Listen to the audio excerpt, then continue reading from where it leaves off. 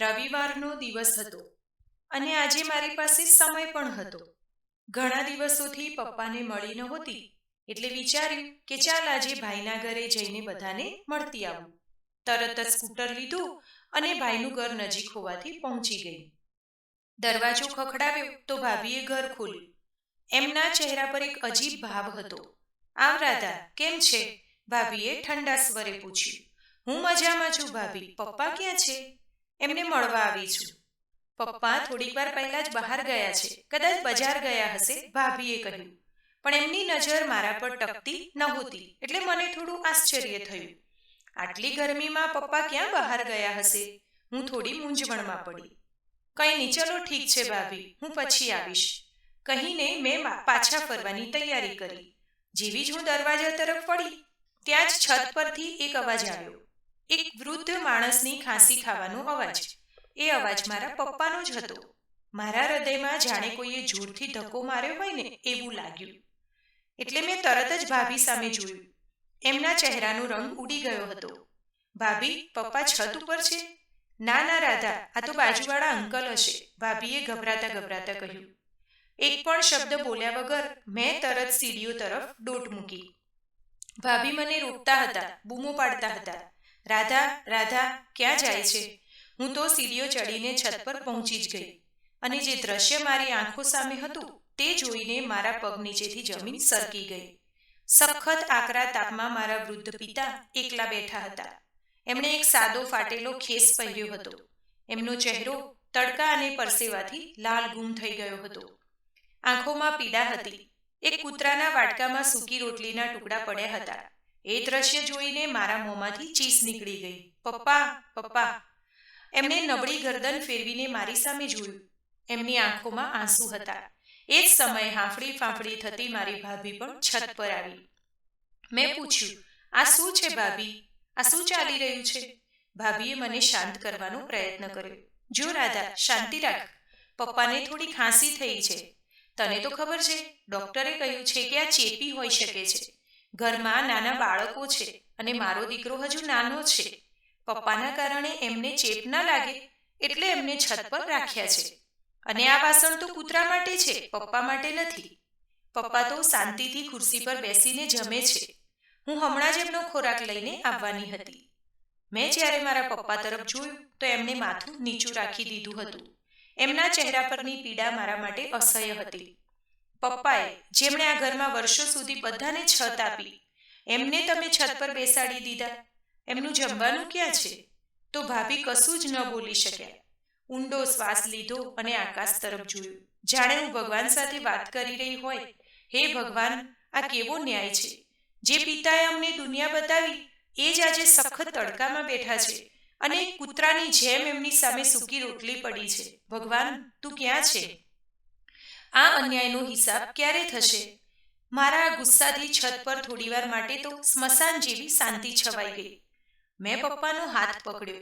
એમની ચામડી તડકાથી તપી ગઈ હતી. પપ્પા, ઊભા થાઓ. આપણે અહીં 1 મિનિટ પણ નથી રહેવું, મેં પ્રેમથી પણ મક્કમ અવાજે કહ્યું. પપ્પાએ નબળાઈથી માથું હલાવ્યું. ના રાધા, મને અહીં જ રહેવા દે.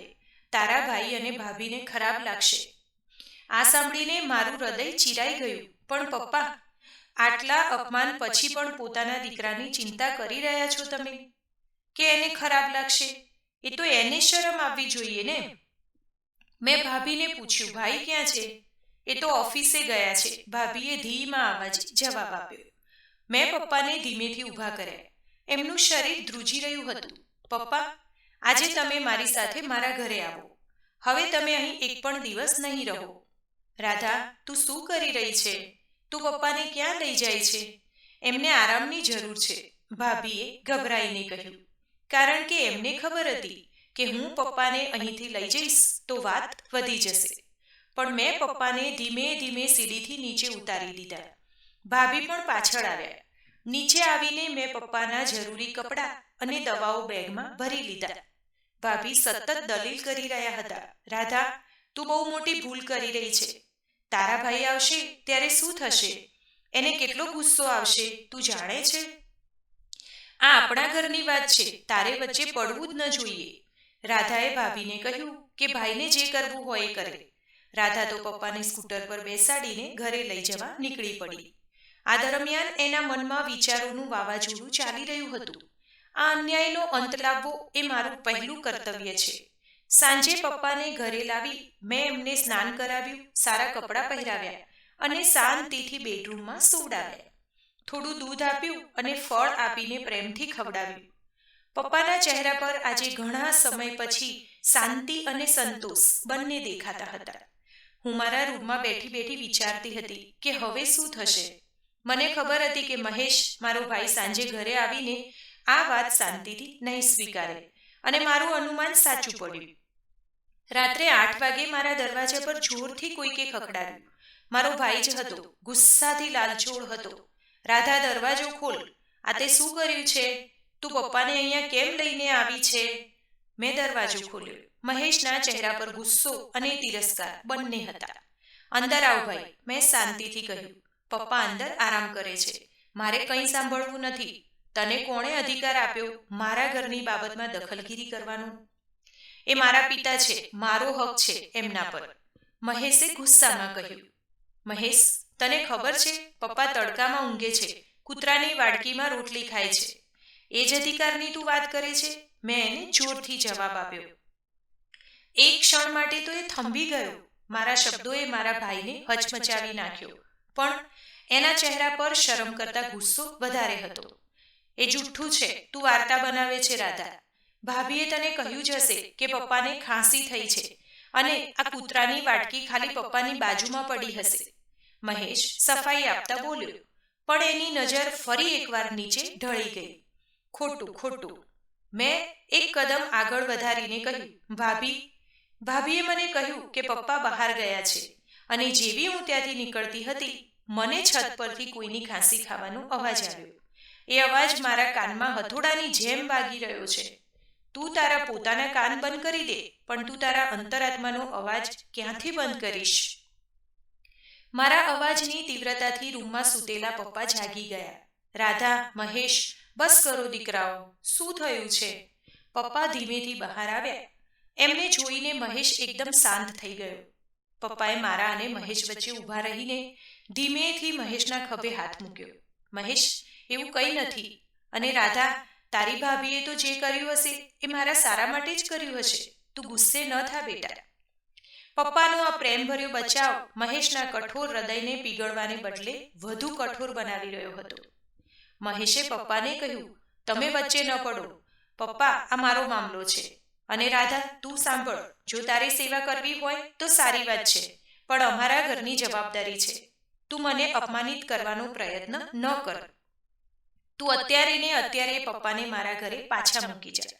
જો તું નહીં મૂકી જાય તો હું પોલીસમાં રિપોર્ટ કરીશ કે તે મારા પિતાનું અપહરણ કર્યું છે.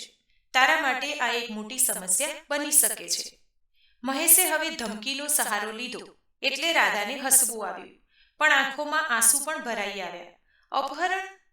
તારા પિતાને સન્માન અને પ્રેમ આપવો એ શું મારી માટે અપહરણ છે? મહેશ, તું જા, ખુશીથી રિપોર્ટ લખાવ.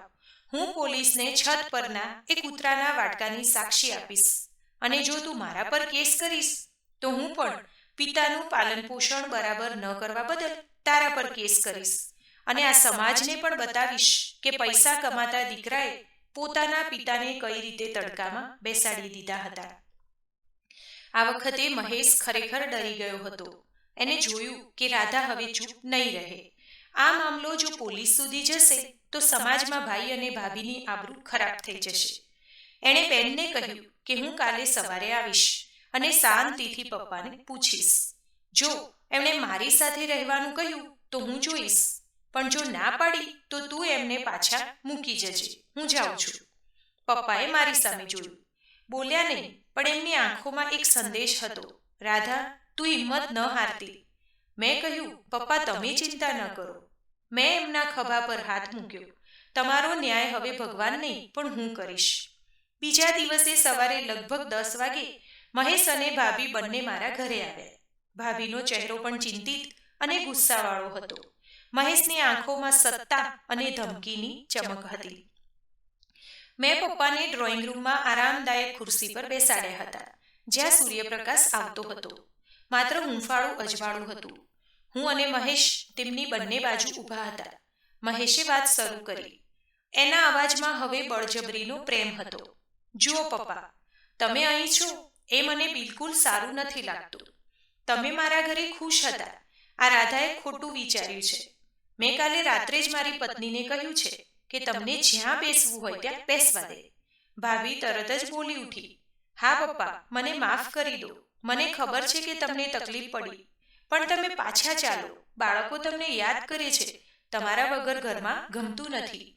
એમની આ વાત સાંભળીને મને આશ્ચર્ય થયું કે આ લોકો આટલી સરળતાથી રંગ બદલી શકે છે. પણ મેં વચ્ચે દખલગીરી કરી. હવે પપ્પાને ક્યાં રહેવું એ પપ્પાનો નિર્ણય છે. મેં પપ્પાને કહ્યું, તમે ગભરાશો નહીં. તમારે જે કહેવું હોય એ કહો. તમારે પાછા જવું હોય તો પણ કહો. હું તમારા નિર્ણયનો આદર કરીશ. પપ્પાએ ધીમેથી માથું ઊંચું કર્યું. એમની આંખોમાં આ વખતે કોઈ પીડા કે ડર નહોતો, પણ એક ઠોસ નિર્ણયની શાંતિ હતી. એમને પહેલા મહેશ તરફ અને પછી ભાભી તરફ જોયું અને નરમ પણ મક્કમ અવાજે કહ્યું, તું સાચું કહે છે. મને ખબર છે કે તું મને પ્રેમ કરે છે, પણ તારો પ્રેમ તારી જવાબદારી અને તારી પત્નીની વાત વચ્ચે ખોવાઈ ગયો છે. તારા ઘરમાં મારી ખાંસી ચેપ હતી અને હું તડકો અને કૂતરાનો વાટકો પણ સહન કરી શકતો હતો, પણ હું એ અપમાન સહન ન કરી શક્યો. મહેશનો ચહેરો પડી ગયો. ભાભી પણ ચોંકી ગયા. પપ્પાએ મારી તરફ જોયું અને એમના ચહેરા પર એક મીઠું સ્મિત આવ્યું. રાધા, મને ખબર છે કે તું મિલકત કે જવાબદારી માટે લડતી નથી. તું મારા સન્માન માટે લડી રહી છે. જે દીકરો પોતાના પિતાનું સન્માન ન કરી શકે એના ઘરે હું નહીં રહી શકું, અને જે દીકરી પોતાના પિતાનું સન્માન પાછું અપાવી શકે એના ઘરે હું ખુશીથી રહી શકીશ. પપ્પાએ મહેશ સામે હાથ જોડ્યા અને કહ્યું, મહેશ, મારું મન કહે છે કે હું હવે રાધા સાથે રહીશ. મને એની પાસે પ્રેમ અને હૂંફ મળે છે. તું તારા પરિવાર સાથે શાંતિથી રહે. હું તારી બધી મિલકત અને પૈસા તને પાછા આપી દઉં છું. તારે મારી ચિંતા કરવાની કોઈ જરૂર નથી. પિતાના શબ્દો સાંભળીને મહેશ ભાંગી પડ્યો. એને સમજાયું કે એણે શું ગુમાવ્યું છે. પૈસા કરતાં મોંઘી વસ્તુ પિતાનો પ્રેમ અને આશીર્વાદ, જે એના હાથમાંથી છીનવાઈ ગયા હતા.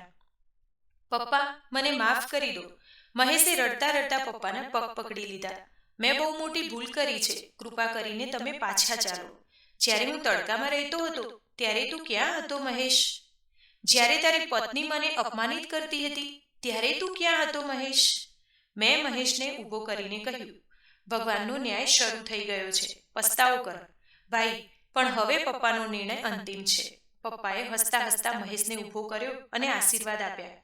મહેશ અને ભાભી નીચું માથું કરીને અફસોસ સાથે ઘરે ગયા. એ લોકો પોતાની સંપત્તિના વારસદાર બન્યા, પણ પિતાના પ્રેમના વારસદાર ન બની શક્યા. મેં પપ્પાના માથે હાથ ફેરવ્યો. પપ્પા, તમે બહુ સરસ નિર્ણય લીધો. આ જ સાચો ન્યાય છે. પપ્પાએ મારી સામે જોયું. ભગવાનનો ન્યાય તારા દ્વારે પૂરો થયો. તે મને તડકામાંથી ઉઠાવીને છત આપી છે. રાધા, હવે મારે શાંતિ છે. એ દિવસથી પપ્પા ખુશીથી મારી સાથે રહેતા હતા. એમની ખાંસી પણ ઓછી થઈ ગઈ અને એમના ચહેરા પર ફરી પાછું સંતોષનું તેજ આવી ગયું. મહેશ સમયે સમયે પપ્પાને મળવા આવતો, પપ્પાની સેવા કરવાના પ્રયત્નો પણ કરતો, પણ પપ્પાએ ક્યારેય એના ઘરે પાછા જવાનું નામ ન લીધું. રાધાના પ્રેમભર્યા ઘરનો ખૂણો એમના માટે સ્વર્ગ બની ગયો. તો મિત્રો, હું આશા રાખું કે આજની આ વાર્તા તમને ખરેખર પસંદ આવી હશે. વાર્તા પસંદ આવી હોય તો વિડીયોને ચોક્કસથી લાઈક કરજો, તમારા મિત્રો સાથે શેર કરજો. અમારી ચેનલને પહેલી જ વખત જોઈ રહ્યા હોય તો સબસ્ક્રાઇબ જરૂરથી કરજો. ધન્યવાદ. સર્વેને મારા જય શ્રી કૃષ્ણ.